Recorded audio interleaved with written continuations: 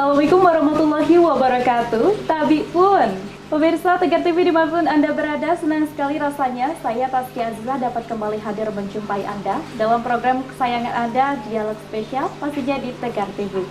Pemirsa, kita saat ini masih ada di momentum pasca pemilu 2024. Suasana harus pikuk dan juga suasana momentum pasca adanya kontestasi politik memperebutkan sebuah kursi jabatan pemerintahan ini masih sangat sekali hangat diperbincangkan. Dan saat ini pemirsa, saya sedang berada di kediaman rumah dari Wakil Ketua DPRD Kabupaten Lampung Tengah, Bapak Firdaus Ali. Halo Bapak, ya. Assalamualaikum Pak. Waalaikumsalam warahmatullahi wabarakatuh. Bagaimana kabarnya Pak Firdaus Ali Pak? Alhamdulillah sehat. Alhamdulillah sehat ya Pak ya. Masih semangat memulai hari ini Pak? Masih semangat. Masih semangat sekali ya Pak. Bapak, kita baru saja melewati pemilu 2024 ya Pak ya. Masih ada di tahun-tahun politik nih Pak. Masih hangat sekali diperbincangkan. Bagaimana perasaan Bapak sudah melewati proses demi proses tahap pemilu 2024 ini Pak? Ya. Jadi proses pemilu ini dinamikanya luar biasa. Jadi ada ketegangan secara pribadi, maksudnya ketegangan batin ya. Ada juga ketegangan secara sosial di masyarakat. Yang mana kontestasi politik ini ada persaingan antar calon yang itu bisa memungkinkan untuk timbulnya gesekan-gesekan di tingkat tim sukses yang ada di bawah kita. Gitu. Nah, alhamdulillah prosesnya sudah berjalan sampai hari ini. Insya Allah kita sama-sama doakan mudah-mudahan perjalanannya bisa berjalan dengan baik, sukses dan lancar untuk semuanya. Amin ya rabbal alamin. Berarti memang sangat ini sekali ya Pak ya, persaingan kemarin tuh sangat terasa sekali baik ya, betul. Dari sisi pribadi maupun tim juga ya Pak ya. Iya. Oke baik, tapi saya penasaran sekali bagaimana pandangan Bapak terkait perbedaan nih pemilu di tahun ini 2024 dengan pemilu sebelumnya Pak. Mungkin Bapak akan sudah merasakan perbedaannya seperti apa Pak? Sebenarnya kalau secara aturan proses yang dijalani pemilu dari tahun 2009, 2014, 2019 sampai 2024 yang saya jalani itu semuanya saya katakan hampir sama ya, bahwa aturan-aturannya memang sudah diberlakukan oleh PKPU, hanya metode-metode sosialisasi kepada masyarakat itu yang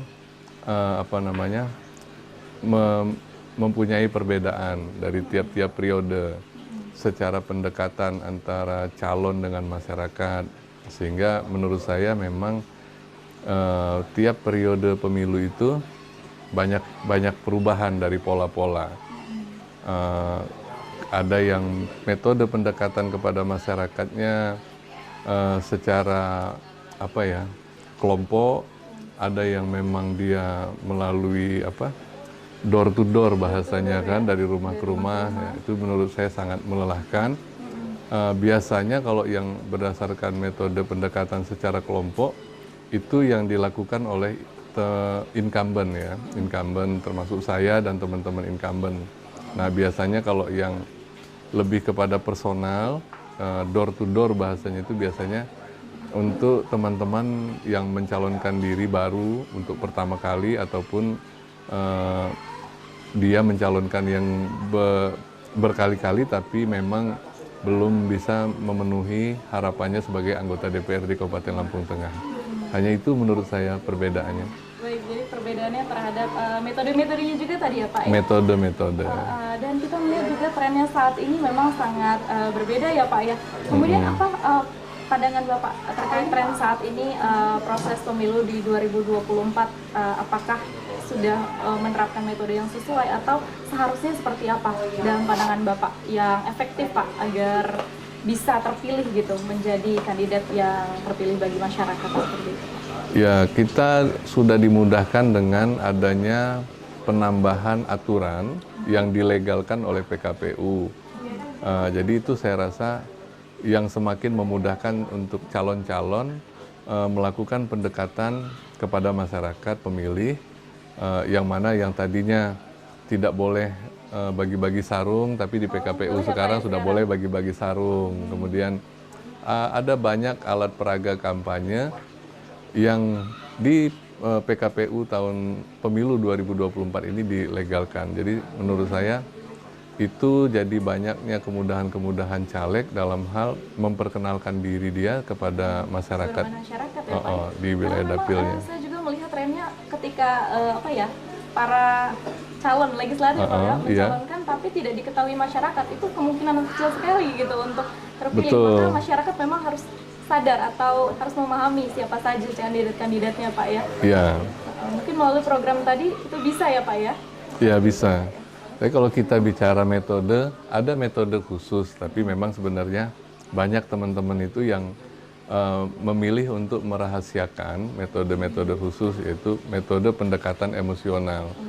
Karena menurut saya ada beberapa hal yang harus bisa kita pelajari, bagaimana kita bisa mempengaruhi masyarakat, yaitu salah satunya adalah dengan metode teori komunikasi. Bagaimana kita, bagaimana kita harus mempelajari tentang metode teori komunikasi. Teori komunikasi itu menurut saya bukan hanya dari apa yang kita ucapkan saja, tapi secara gestur kita juga harus menandakan ketulusan kita kepada masyarakat. Itu juga yang harus dipenuhi oleh kandidat-kandidat calon menurut saya. Kemudian alat peraga kampanye yang menurut saya juga memang tidak bisa kita remehkan. Kita harus juga buat yang maksimal menurut saya. Makanya memang kos biaya politik menurut saya memang harus juga ada. Tinggal bagaimana kita mengatur kos biaya politik ini bisa besar ataupun sedang menurut kita. Jadi ada dua metode itu yang mana kita bisa dikenal oleh masyarakat banyak menurut saya. Yang pertama adalah bagaimana kita memiliki kemampuan tentang teori komunikasi, kemudian yang kedua adalah bagaimana kita membuat alat peraga kampanye yang mana itu bisa tersebarkan, dibagikan kepada masyarakat yang kita harapkan untuk memilih kita nantinya.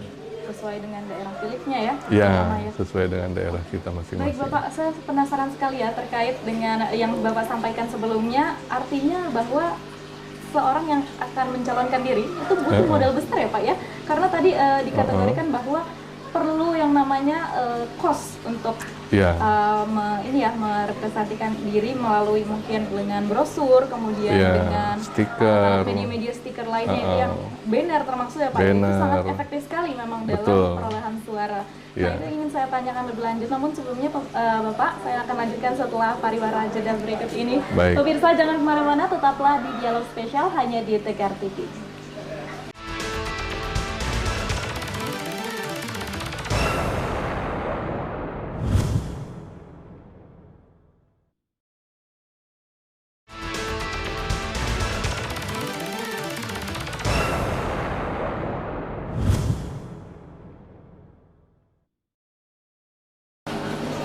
Halo pemirsa Tegar TV dimanapun Anda berada, terima kasih Anda masih bergabung bersama kami di Dialog Spesial, masih bersama saya Taskia.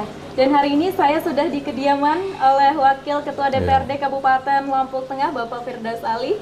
Kita masih bersama dengan Bapak Firdaus Ali. Tadi kita sudah berbincang-bincang seputar pemilu 2024 ini, dan kita lanjutkan ya Pak terkait pembahasan rasa penasaran saya apakah yang Bapak sampaikan tadi terkait metode yang efektif adalah komunikasi ya, pendekatan komunikasi yang efektif, dan juga salah satunya juga kos dalam mengkampanyekan diri kepada masyarakat sesuai yang diharapkan Pak. Iya, karena menurut saya dua hal itu sangat penting bagaimana kita dapat bukan mempengaruhi ya, tapi bagaimana bisa menarik simpati daripada masyarakat untuk memilih kita, itu yang pertama. Kemudian yang kedua, bagaimana mereka mengenal kita dengan baik. Kemudian bagaimana caranya mereka itu bisa mengetahui tata cara melakukan pencoblosan di TPS. Nah, bagaimana mereka bisa mengetahui itu? Yaitu tadi yang saya bilang adalah teori komunikasi. Teori komunikasi itu pendekatan emosional kita, baik itu diskusi secara kelompok ataupun kita datang dengan perseorangan, kita bisa menunjukkan perilaku yang baik, tujuan yang baik, niat yang baik untuk kemaslahatan masyarakat, bahwa kita seluruh calon anggota DPRD itu punya niat yang baik untuk masyarakat Lampung Tengah. Nah, kemudian berkenaan dengan alat peraga kampanye, nah, itu kalau kita tidak membuat alat peraga kampanye, saya rasa masyarakat kita akan kebingungan, terutama calon-calon pemilih kita, baik dari keluarga binaan kita ataupun kelompok-kelompok binaan kita, karena mereka suka dengan kita, mau milih kita, tapi kalau tidak diberikan contoh bagaimana caranya mencoblos, caranya memilih berdasarkan seperti contoh surat suara, akhirnya mereka pada saat datang ke TPS ya datang dengan kebingungan. Jadi oh ini nggak ada yang dikenal gitu ya, Pak, Firdaus ini yang mana gitu kan? Oh iya, partainya Gerindra. Oh yaudah, akhirnya mereka milih namanya Firdaus Ali dari Partai Gerindra. Iya, benar seperti sekali, itu. Pak. Ngomong-ngomong soal pemilihan nih Pak ya, saya dengar Bapak mencalonkan kembali Pak di periode ini, Iya. pemilu 2024. Bagaimana Betul. strateginya Pak sehingga dapat kembali terpilih menduduki posisi sebagai wakil Ketua DPRD Kabupaten Lampung Tengah, Pak? Kalau pendekatan emosional kita kepada masyarakat, saya rasa kita memang interaksinya bukan hanya pada saat menjelang pemilu ya, tapi kita ada interaksi yang memang jauh-jauh hari sebelum dari proses pemilu itu.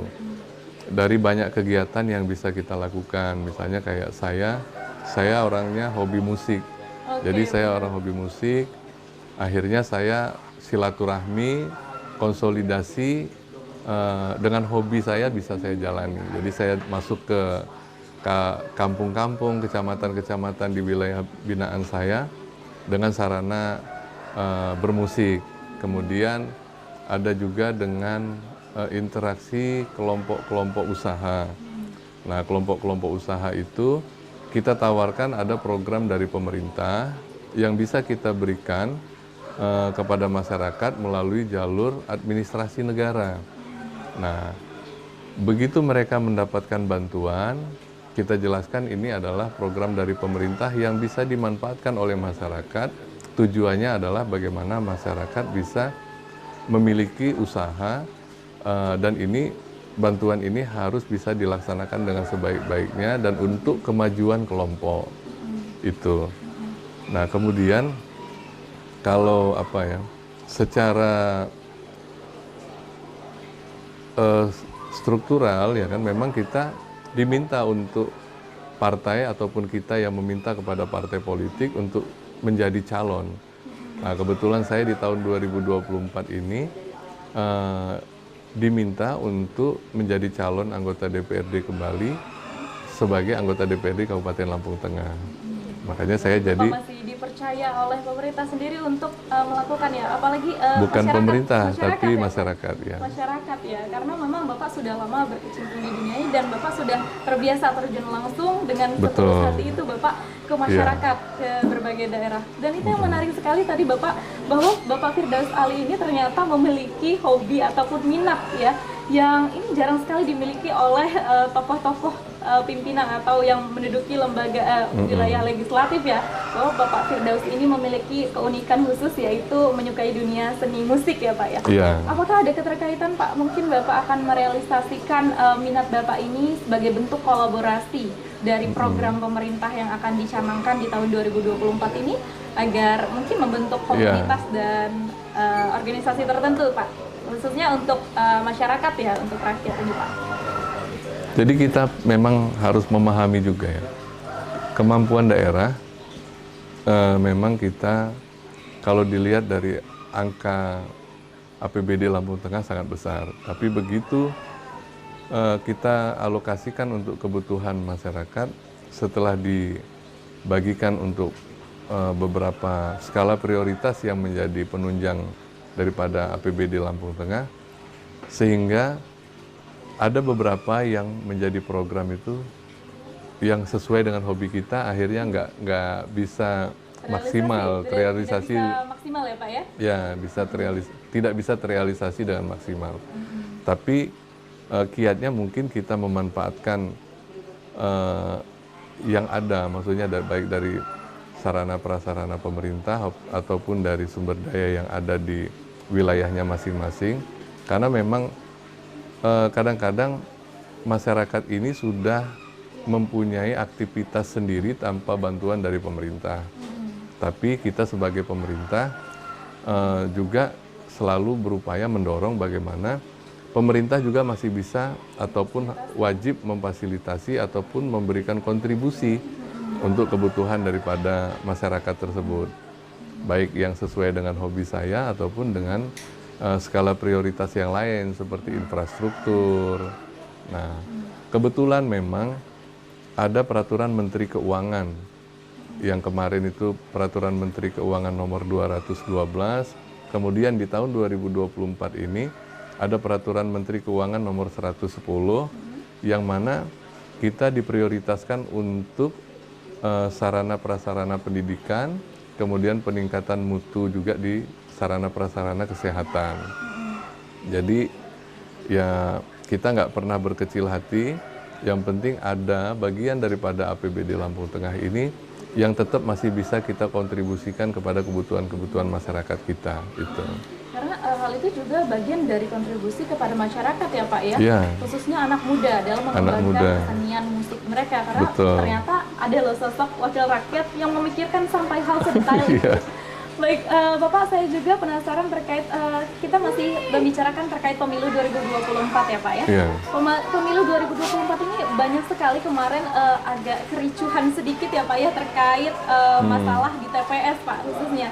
Yeah. Untuk di wilayah Kabupaten Lampung Tengah nih Pak, saya dengar ada isu-isu bahwa khususnya di daerah Kecamatan Primurjo ya Pak ya, terkait C hasil dan juga di Sirekap itu tidak sesuai Pak, sehingga ada pengajuan-pengajuan pleno lainnya yang akan diajukan.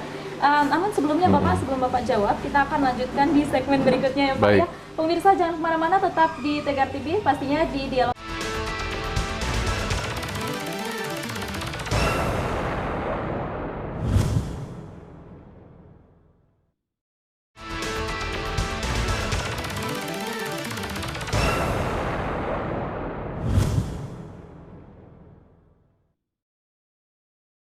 Halo pemirsa Tegar TV dimanapun Anda berada, terima kasih Anda masih bergabung bersama kami di Dialog Spesial. Dan pemirsa, saat ini saya masih bergabung bersama Wakil Ketua DPRD Kabupaten Lampung Tengah, yaitu Bapak Firdaus Ali. Ya. Bapak, kita akan lanjutkan perbincangan hangat kita terkait tadi pemilu ya Pak ya. Ya, baik. Ada permasalahan di Kabupaten Lampung Tengah, khususnya di Kecamatan Primurjo ya Pak ya. Antara C hasil dan juga di Sirekap itu tidak sesuai. Nah, apa tanggapan Bapak mengenai permasalahan hal tersebut Pak? Jadi setiap partai politik mempunyai orang yang ditugaskan untuk menjadi saksi ataupun yang mengawasi daripada proses pemilu, baik dari tingkat TPS maupun sampai di tingkat kecamatan dan kabupaten. Oleh karena itu kita menghormati, menghargai apa yang sudah dilaksanakan oleh panitia pemilu dari tingkat TPS sampai di tingkat kabupaten. Kemudian juga kita juga harus menghormati seandainya ada perbedaan ataupun selisih dari perolehan suara, yang mana itu kemungkinan masih menurut saya saya tidak tahu indikasi karena saya tidak mau menjustis orang, mungkin karena faktor kelelahan ataupun faktor-faktor kesulitan mereka dalam melakukan penulisan ataupun rekapitulasi sehingga human error, sehingga pada saat mereka membacakan hasil ada yang tidak sesuai dengan yang dicatat oleh saksi-saksi oleh partai politik. Apabila ada perbedaan itu menurut saya adalah lakukan langkah-langkah hukum, karena kita bisa mengadukan itu kepada Panwas kepada Bawaslu, yang mana itu bisa mudah-mudahan bisa memperbaiki dari hasil yang dibacakan seandainya itu tidak sesuai menurut saya. Memang sudah difasilitasi oleh Bawaslu dan juga dari KPU sendiri ya untuk Iya. terkait permasalahan itu. Lalu dengan terkait Pilpres ya Pak ya, ini masih berkaitan dengan permasalahan yang terjadi pada pemilu 2024 kemarin. Iya. Kita mengetahui bahwa hasil quick count itu sudah terlihat jelas ya Pak pemenangnya Pak ya. Iya. Kemudian dibagi paslon 3 dan paslon 1 itu kedengarannya isunya Pak ya mengajukan ini ya hak Pak ya, angket, hak angket Pak. ataupun hak interpelasi. Benar sekali, Pak. Iya. Karena mungkin ada beberapa informasi-informasi dari para partai pendukung maupun saksi yang terkait penjelasan di lapangan ada yang kasus-kasus kecurangan. Nah, apa pendapat Bapak terkait masalah Ya. itu Pak? Jadi memang untuk hal yang seperti itu dari tiap tingkatan kabupaten, provinsi, pusat, aturannya juga sama ya. Kita bisa melakukan hak angket, bisa melakukan hak interpelasi, manakala kita ada ketidakpuasan. Nah, hanya yang perlu kita sama-sama ketahui, hak angket dan hak interpelasi itu adalah hak anggota DPRD berkenaan dengan seandainya ada kejanggalan dalam proses pemerintahan, baik dari APBD ataupun APBN, ataupun dari proses-proses yang dilaksanakan oleh pihak-pihak terkait yang melakukan penganggarannya dari APBD ataupun APBN. Nah, saya rasa seperti yang dilakukan oleh paslon nomor 3 dan nomor 1, saya rasa itu memang betul haknya mereka. Jadi menurut saya yaitu silahkan saja, tapi yang pastikan proses mencari kebenaran beda dengan mencari pembenaran. Kalau kita mencari kebenaran, maka segala proses yang dilakukan kita hormati, kita hargai. Tapi kalau yang dicari masalah pembenaran, ya saya rasa kita dari pihak paslon nomor 2 juga mempunyai anggota legislatif juga, yang mana juga tetap akan berusaha, berkeras, mengupayakan bagaimana minimal proses itu tidak dapat dilaksanakan. Ataupun seandainya itu bisa dilaksanakan secara pembuktian, kita juga sudah mempunyai fakta dan data yang sesuai dengan apa yang sudah kita jalanin dari tingkat bawah sampai tingkat pusat. Nah, jadi hak angket dan hak interpelasi itu memang haknya anggota DPRD, silahkan. Hanya memang kita kan dibatasi oleh aturan-aturan.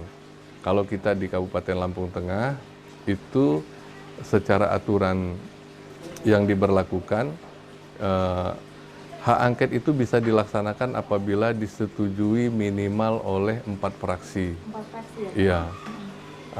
Tapi kalau dia tidak sampai 4 fraksi, minimal dia separuh anggota DPRD Kabupaten Lampung Tengah.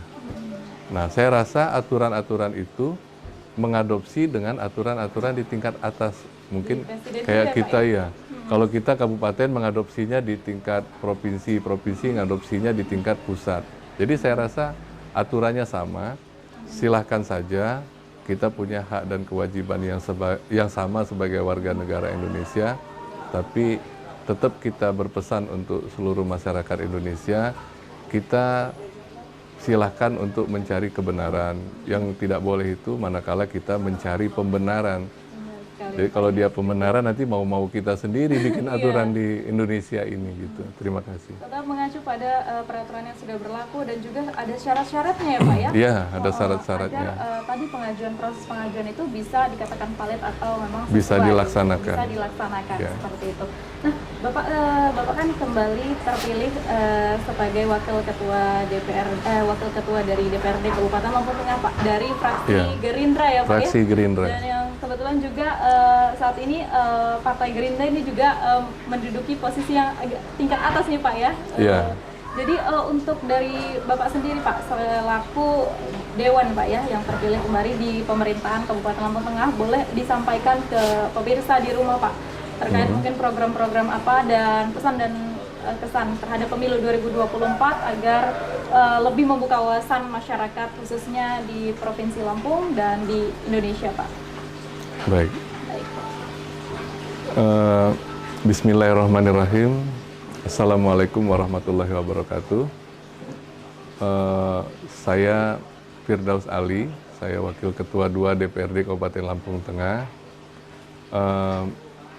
Sangat menghormati apa yang sudah dilaksanakan oleh seluruh partai politik yang ada di Kabupaten Lampung Tengah, dan saya juga sangat menghormati apa yang sudah dilakukan oleh panitia pemilu, baik di tingkat kecamatan maupun di tingkat TPS, di tingkat kecamatan ataupun di tingkat kabupaten.